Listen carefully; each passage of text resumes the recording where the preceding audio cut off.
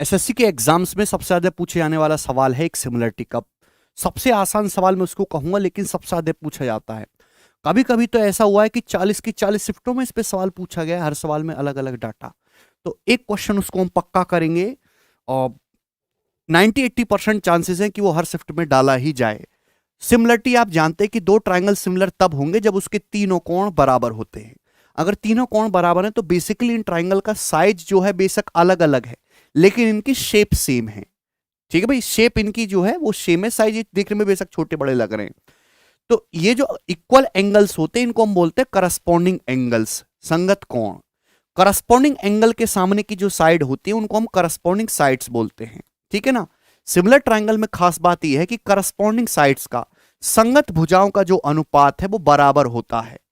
ठीक है भाई, जैसे यहां पे ये एंगल ए एंगल डी के बराबर है, तो एंगल ए के सामने की साइड बीसी और ये ईएफ, जो रेशियो बीसी से ईएफ का है, या एंगल बी के सामने की साइड ए सी है, ये डीएफ है, वही रेशियो एसी से डीएफ का है। तो साइड का रेशियो वही, करस्पॉन्डिंग हाइट का रेशियो वही, एंगल बाइसेक्टर का रेशियो है वही, करस्पॉन्डिंग मीडियन का रेशियो वही, उनके पेरीमीटर परिमापों का रेशियो है। एक इंपॉर्टेंट बात यह कि सिमिलर ट्राइंगल में जो एरिया का रेशियो होता है वो करस्पॉन्डिंग लेंथ के रेशियो का स्क्वायर होता है। अब दो सिमिलर ट्राइंगल को लिखा कैसे जाता है, जैसे यहां पे ए बी सी किसके सिमिलर है, साइन है सिमिलरिटी का। अब एंगल ए के बराबर है एंगल डी, तो हम ए वर्टेक्स की जगह डी ही लिखेंगे। बी के बराबर ई है तो बी की जगह हम ई रखेंगे। सी के बराबर एफ है एफ, ऐसा नहीं कर सकते कि डी एफ को आप ई एफ डी कर दो, है ना। करस्पॉन्डिंग वर्टेक्स की जगह ही करस्पॉन्डिंग वर्टेक्स लिखा जाएगा। और इस पे पेपर में जो सवाल हैं जो बन सकते हैं बिल्कुल बेसिक टाइप के बता रहा हूं, जो आपके प्री के एग्जाम में आएंगे और आए हैं। ठीक है, सारी शिफ्टों में आए हैं। दो ट्राइंगल एबीसी और ट्राइंगल डीएफ समरूप है, ए बी 6 बीसी 8 डीई 9। तो आपसे पूछा ईएफ, ईएफ की लंबाई पूछी है। आपको यहां पर कोई चित्र वगैरह नहीं बनाना कि आप बनाने लगो, ईएफ पूछा है। तो ईएफ के करस्पॉन्डिंग साइड क्या है, बीसी। तो मुझे क्वेश्चन सॉल्व करने के लिए बीसी की लेंथ चाहिए। बीसी की लेंथ आ चुकी है 8। अब आपको सवाल में डीई दिया है मेरे दोस्तों, डीई सवाल में आपको डीई दिया है। डीई के करस्पॉन्डिंग क्या है, ए बी। तो आपको ए बी की लंबाई दी है, डीई की लंबाई दी है, तो ए बी और डी करस्पॉन्डिंग साइड का रेशियो है 6-9। 6-9 करस्पॉन्डिंग साइड का रेशियो आएगा 2:3। तो भाई ये भी बीसी से ईएफ का रेशियो भी 2:3 होनी चाहिए। बीसी की लंबाई सवाल में 8 दी है 4 गुना, तो ईएफ की लंबाई भी 4 गुना आ जाएगी, 3 चौक 12। तो 12 सेंटीमीटर आंसर होगा इस सवाल का। ये बताइएगा जल्दी से। दो ट्राइंगल हैं समरूप, सिमिलर हैं, एबीसी और ट्राइंगल पी क्यू आर, उनके पेरीमीटर 156 और 46.8 हैं।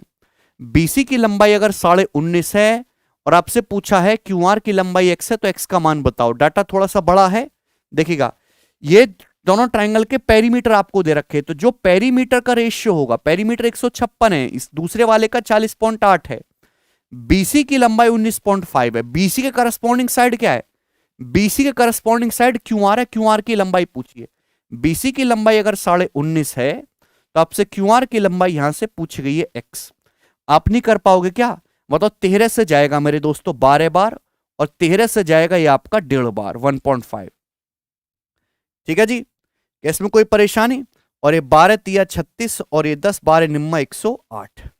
तो x की जो लेंथ है 3.9 का 1.5 गुना हो जाएगी, यानी कि ये आ जाएगा जी यहां से आपका 4, 15 चौका 60, ये आपका 6 में से 0.15 माइनस करेंगे आप लोग तो 5.85 सेंटीमीटर आएगा। 13 का मल्टीपल भी चेक कर सकते हैं यहां पे। ठीक है भाई, आसान सा सवाल। ये बताओ जल्दी से, ट्राइंगल एबीसी ट्राइंगल पीक्यू, सबसे ज्यादा पूछे जाने वाला सवाल ये है ना। अगर एसएससी के सबसे ज्यादा पूछे जाने वाले सवालों की लिस्ट बनाई जाए ना, तो टॉप पे एंट्री मारेगा। एबीसी पी और क्यूपीआर सिमिलर है ना, क्यूपीआर बोला है, और इनके एरिया का रेशियो 121 रेशियो 64 है। साइड्स की लेंथ आपको दी है, एबी की लंबाई पूछी। अब देखो, एबी की लंबाई पूछे तो एबी के करस्पॉन्डिंग साइड है क्यूपी। आपको क्वेश्चन सॉल्व करने के लिए केवल क्यूपी चाहिए, केवल आपको कंफ्यूज करने के लिए, देन की जरूरत है ही नहीं सॉल्व करने के लिए सवाल में। अगर दोनों triangle ABC P Q R के एरिया का रेशियो ये है जो कि करस्पॉन्डिंग साइड का स्क्वायर होता है, तो करस्पॉन्डिंग साइड का रेशियो क्या होगा, अंडर रूट ले लेंगे। 121 का अंडर रूट 11, 64 का रेशियो 8, ये आ गया भाई साइड्स का रेशियो। ठीक, पहले एबीसी के बारे में बोला है, आपको एबी की लंबाई निकालनी है, आपको क्यूपी की लंबाई दे रखे 14.4, तो 8 की वैल्यू 14.4 है, कितने गुना है, तो आप कहोगे सर 1.8 टाइम्स है। क्लियर ना, 1.8 टाइम्स है, तो 11 की वैल्यू भी 1.8 टाइम्स हो जाएगी मेरे दोस्तों, यानी कि कितना, 19.8 सेंटीमीटर। ये आपकी लंबाई आ जाएगी किसकी, ए बी की लंबाई 19.8 सेंटीमीटर। सी ऑप्शन आंसर है। 11 का मल्टीपल भी देख सकते हैं, ठीक है ना, कि यहां पे ए बी की जो भी लेंथ आएगी 11 का मल्टीपल आएगी। These are not multiple of 11, only C है। ठीक, ये बताओ, ये दिया गया, आप देखो वेरिएबल में भी सवाल पूछ सकता है कि ट्राइंगल एबीसी और triangle P R Q similar है, और एबीसी और पी आर क्यू के एरिया का रेशियो 16:169 है। ए बी एक्स है, ए सी वाई है, बी सी जेड है। आपसे पूछा है पी क्यू।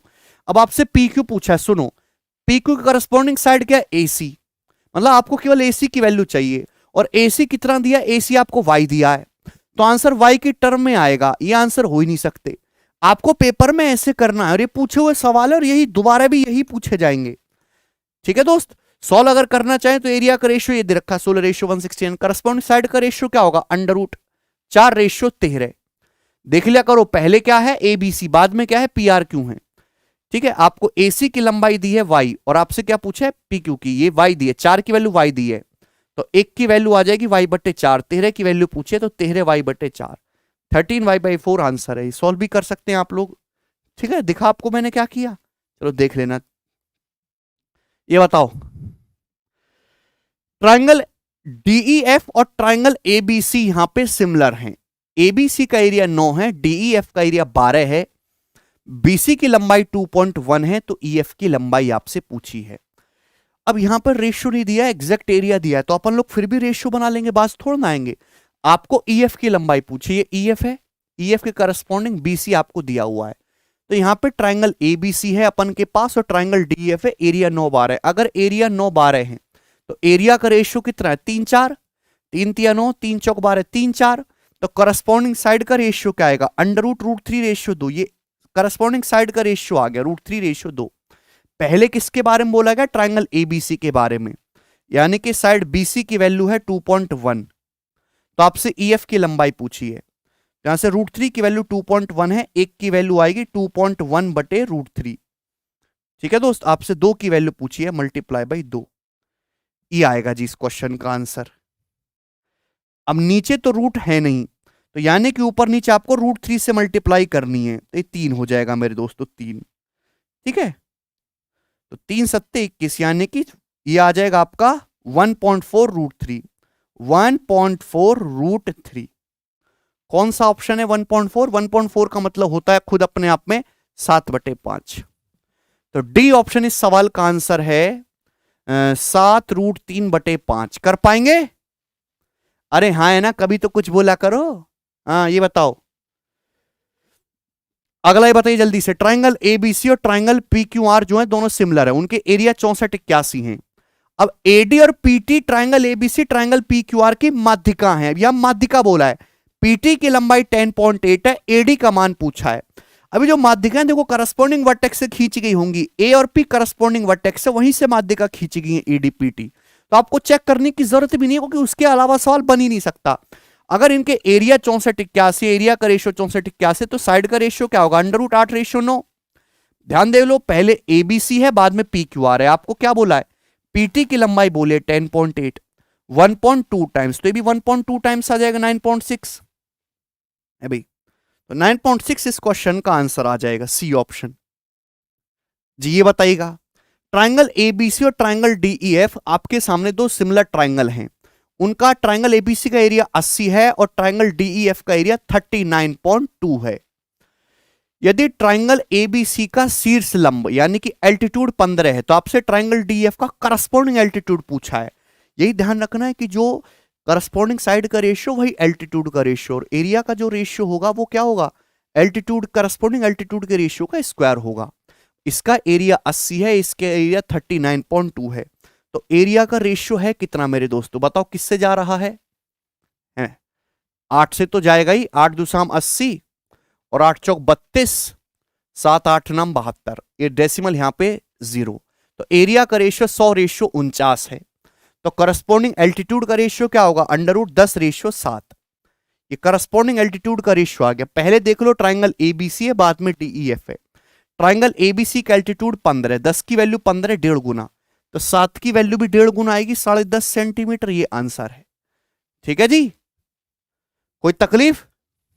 हाँ जी, ये बताओ, ट्राइंगल एबीसी और ट्राइंगल पीक्यूआर दोनों ही सिमिलर हैं। ओके, दोनों के पेरीमीटर 69 और 41.4 हैं। तो इनके एरिया का रेशियो पूछा है। अगर आपको पेरीमीटर दिए हैं, जो पेरीमीटर का रेशियो वही करस्पॉन्डिंग साइड का रेशियो, आप इसका बस पेरीमीटर का रेशियो ले लीजिए। रेशियो डेसिमल आएगा तो इधर 0 आएगा। अब 69 में 23 छुपा होता है तो 23 से जरूर जाएगा। 23 तिया 69 है भाई, और 23 एकम 23 बचेगा 18, और 23 अट्ठे चला जाएगा। तो 6 पंजे 30, 6 ती 18, यानी कि यहां पे पेरीमीटर का रेशियो 5:3 है। तो एरिया का रेशियो क्या होगा? 5, 3 का स्क्वायर 25:9। ये एरिया का रेशियो आ गया। ये बताओ जी, लास्ट क्वेश्चन है ये सीडीएस के पेपर में सवाल आया है अभी लेटेस्ट। दो आइसोसेलेस ट्राइंगल है जिनके इक्वल वर्टिकल एंगल हैं और उनके एरिया का रेशियो ये है 4.84, 5.29। तो उनकी करस्पॉन्डिंग हाइट का रेशियो क्या है? अगर आपके पास दो आइसोसेलेस ट्राइंगल हैं, आइसोसेलेस का मतलब दो साइड बराबर हैं, और उनके वर्टिकल ये एंगल हैं, वर्टिकल एंगल सेम है थीटा थीटा, तो आपको नहीं लगता कि ये दोनों ट्राइंगल जो हैं मेरे दोस्तों अभी सिमिलर हो जाएंगे? हो ही जाएंगे यहां पे। क्लियर है? और अगर ये दोनों ट्राइंगल सिमिलर हैं, इनके एरिया का रेशियो ये है 4.84, डेसिमल तो हट ही जाएगा, तो करस्पॉन्डिंग हाइट का रेशियो क्या आएगा? जैसे इसका अंडर रूट 484 का अंडर रूट 22, 529 का अंडर रूट 23, 22:23। बात समझ में आ गई? आप बोलोगे जी बिल्कुल सही। ये एक एंगल इक्वल होने से बाकी दोनों एंगल भी ऑटोमेटिकली इक्वल हो जाएंगे ना, और किसी दो ट्राइंगल में तीनों एंगल इक्वल है, इसका मतलब वो कैसे बन जाएंगे? सिमिलर। ये आपको चेक नहीं करना है, ठीक है ना, सिमिलर होंगे ही होंगे। तो ये प्री के हिसाब से बेहद महत्वपूर्ण क्वेश्चन है सिमिलरिटी पर। ये वो सवाल है जिसमें आपको डायग्राम बनाने की जरूरत नहीं है, बिना डायग्राम के हो जाते हैं, इसलिए प्री में ज्यादा दिए जाते हैं। तो मैंने सारी वैरायटी एक छोटी सी वीडियो में कवर कर ली, होपफुली आपके लिए फायदेमंद हो। ठीक है भाई, चलिए बाय।